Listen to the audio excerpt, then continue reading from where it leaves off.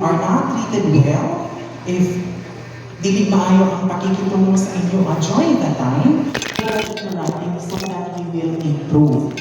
What are other expectations? Transparency. Kung unsa ang requirement ing nako, aha ko kulang ing nako, unsay sobra sa akong gisubmit ing nako ko, kano sa po nako i-expect na ako'y feedback or information sa ako ang gikansa sa office. That is something that you also have to expect when you visit the regional office. Continuous improvement, di ba?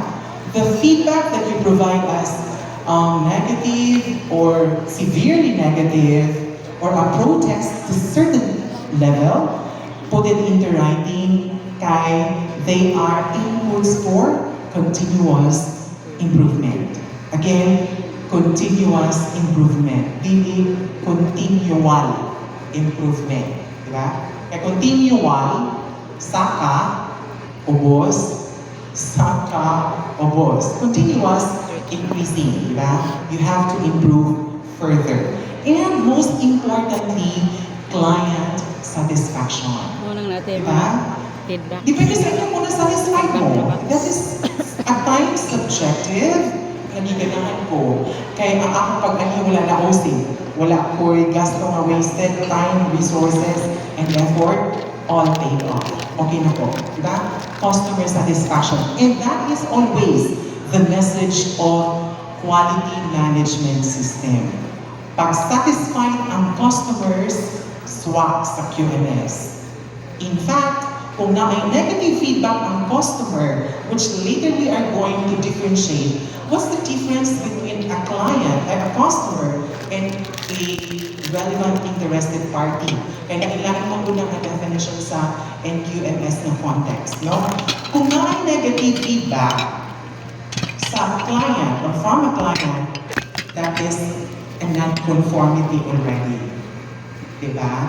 Naana kay MC ana sa parlance pa sa ISO. You have violated customer satisfaction nga naamang ganin sa ato ang quality policy statement. So, mo na ang atong mga somehow ina-expect kung matutag opisina. And in one word, quality tong tanan. Kalidad ang tanang serbisyo nga gihatag sa regional office to anyone who enters the office. Later, we are going to define what's the pagkinaing definition sa quality in the context of quality management system. But before that, we ask the question, what is QMS?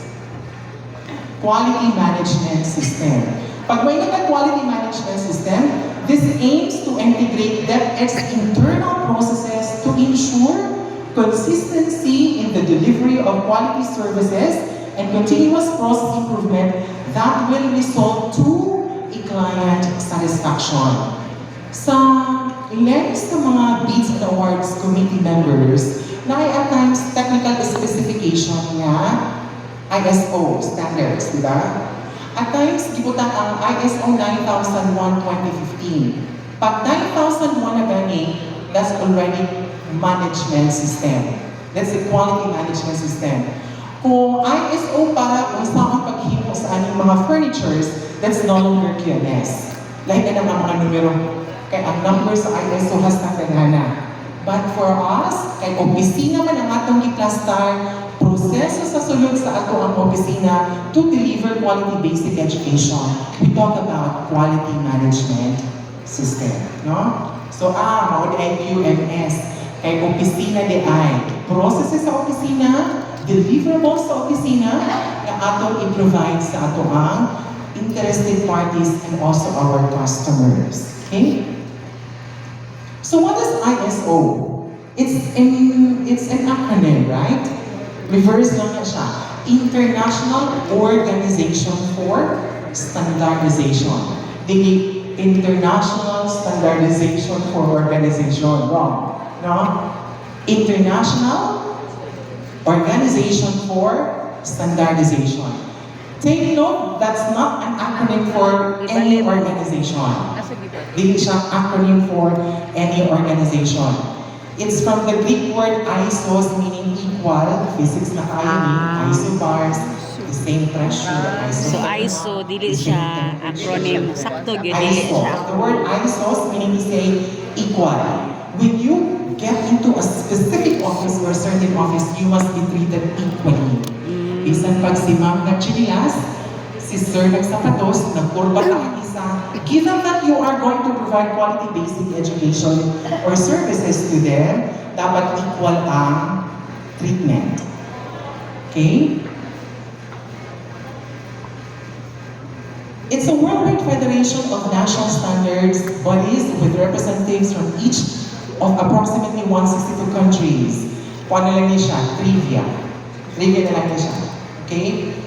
Nga, it's daghay members. Not only the Philippines, daghan pa ibang mga countries nga nag-implement of ISO standards. Lahi-lahi nga numero. For auditing, for auditors, internal quality auditors, di pwede nga 9001-2015. Kaya nga specific nga ISO for auditors. Pero, in the context of QMS, dapat knowledgeable ka sa ISO 9001-2015 nga standards before ka mahintang auditor. It's because isa siya sa inyong references when you decide on kaninyong audit findings. Okay? So, it was formed on February 23. Pataanan ng tao, good lang. It's a non-governmental organization as well. Again, ISO is not a product or a service quality label. It does not assess or audit quality systems to confirm that they conform to an international standard. Dili na ang works sa ISO. ISO does not issue certificates. Kaya na ay mga specific agencies or offices or organizations nga they are the legitimate organization that would issue certifications when you qualify the ISO standards. And then, it does not approve ISO certificates. So what is ISO 9001? Kaganina, Quality Management System natin pangutanan, di ba? Office lang siya. Office na nga. Management System. Standards in an organization. Pag nakamit numero 9001, it provides now a model for setting up a quality management system. Basig depende na po sa quality na Kuan man siya ang murag ka management ng system. combination. Kung gawas na si Dili siya ISO na 9001. Okay? 2015. Le. And Pero kung ang sabihin tanawin mo kay standards, siya. dahil ang process from clause 1 to clause 10, ngayon nyo lang ma-meet siguro ano in the way, pag-implement ng warning. There Pero ang diha are kay clauses that you have to Ang ako be dyan acquainted that is with combination para of makalusan mo A, kung E, aha mo la, nag-fail eventually after Pero a ang diha kay certain A, warning. Long A, no? La. It specifies the requirements, again, requirements for setting the American QMS. kibalo siya. Requirements. Pag maingon taong requirements, mawagin na siya ang dapat natong sundon.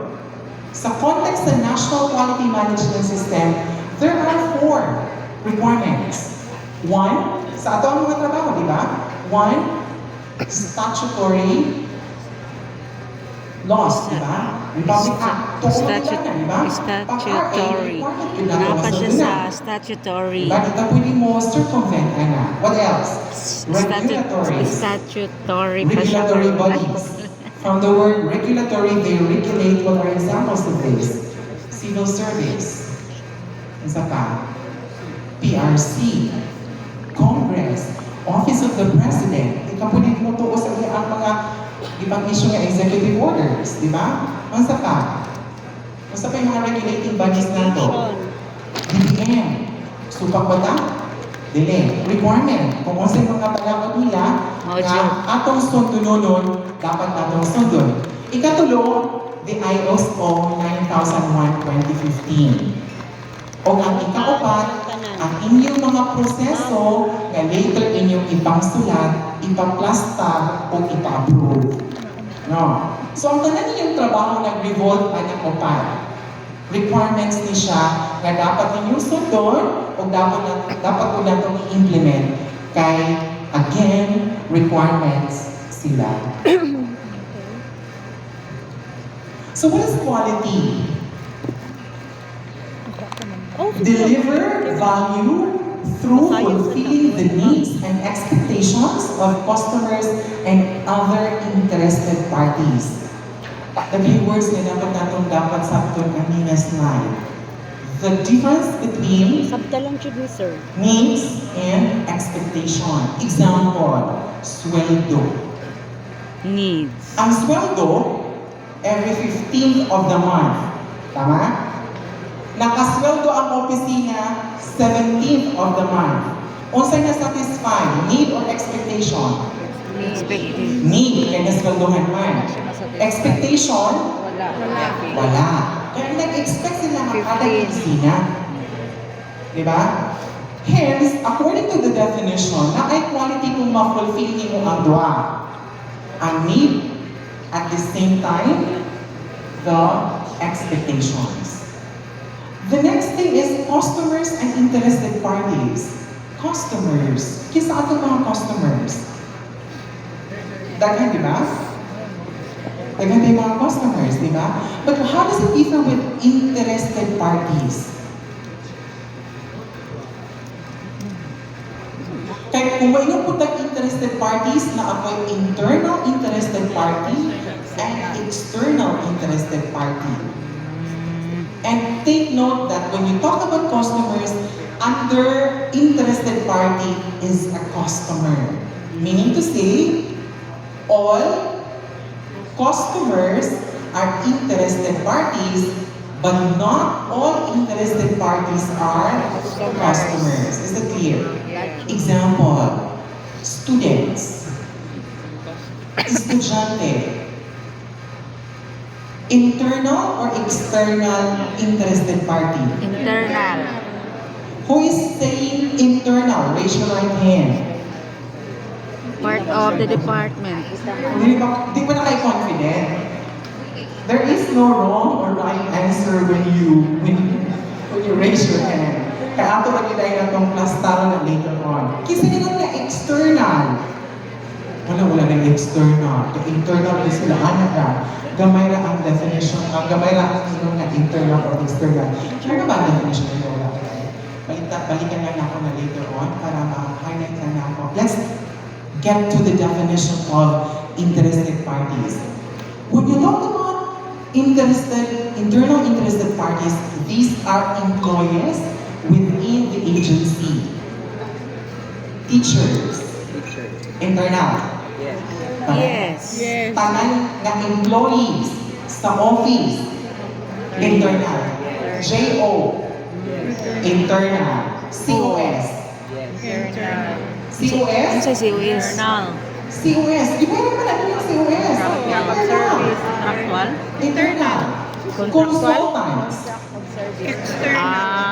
Di ba natin yung consultants? General services. Internal. By definition, they are employees within the agency, whether regular or contracted service, that are responsible for the daily operations of the department and ensures the provision of quality basic education to all learners. Contract observers, service internal, consultants are also Internal. Students, Internal. they receive the program projects. Students, internal, external. External. External na sila. External because Manghibog na tani sa ito ang kuan. SBM pag-provide. You have to be very specific, Annie, because In the context of the NQM is internal and external stakeholders. It's different. Needs and expectations. Di man good sa stakeholders ay parties man siya. Between the words. Okay? So, settled na tayo. All customers are interested parties, but not all interested parties are customers. Okay? Let me go back to the slide. The next slide is about ability to satisfy customers. Yan. There is quality when the The office has the ability to satisfy the customers.